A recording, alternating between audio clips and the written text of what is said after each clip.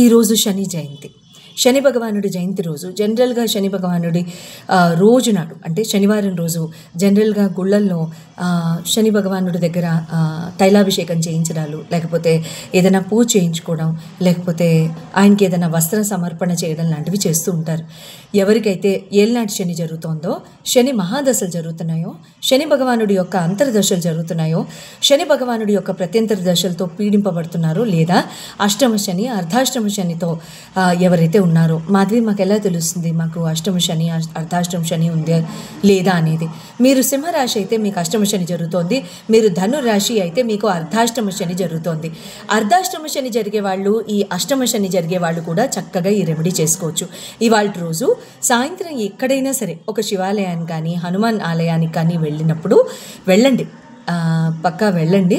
వెళ్ళేసేసి అక్కడ మీకు రావి చెట్టు ఖచ్చితంగా ఉంటుంది కాబట్టి రావి చెట్టు కింద ఆవ నూనె, మస్టర్డ్ ఆయిల్, ఆవ నూనెతో దీపాలు వెలిగించవచ్చు. ఒకటి వెలిగిస్తే సరిపోతుంది. దీపం మీద 2 ప్రమిదలు పెట్టి ఆవ నూనెతో దీపం వెలిగించండి. కానీ 5 నుంచి 7 గంటల మధ్యలోనే దీపం వెలగాలి. 7 గంటల కంటే ఎక్కువగా దీపం వెలగకూడదు. అంటే ఏంటి, మనం 5, 5:30 ఆ ప్రాంతాల్లోనే దీపం వెలిగించేసేయాలి. 5:30 దాటిన తర్వాత వెలిగించి తర్వాత నిండుగా నూనె పోసేస్తే కాస్త 7:30 ఆ ప్రాంతాల వరకు ఉండడానికి అవకాశం ఉంటుంది. ఎందుకు వెలిగించకూడదు?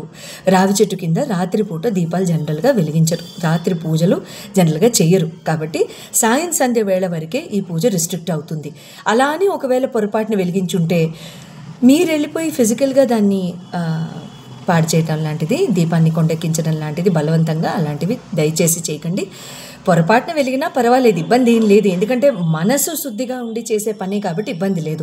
మరి ఆఫీసులకు వెళ్ళేవాళ్ళు, ఉద్యోగాలకి వెళ్ళేవాళ్ళు కాస్త ఒక అరగంట ముందు వాళ్ళు పర్మిషన్ తీసుకుని మీరు త్వరగా ఇంటికి వచ్చి, లేదా మీ బెటర్ హాఫ్నైనా వెళ్ళి చేయమని చెప్పండి, అది సరిపోతుంది. లేదు, దీంతో పాటుగా ఎవరైనా లేని వాళ్ళకి ఏదన్నా ఒక గ్రాసరీ రూపంలో కానివ్వండి, లేదా ఏదన్నా ఒక వస్తు రూపేణ కానివ్వండి సహాయం చేయడానికి కంపల్సరీగా చాలా చక్కగా మీరు ట్రై చేయండి. ఎటువంటి వస్తువులు ఇవ్వచ్చు.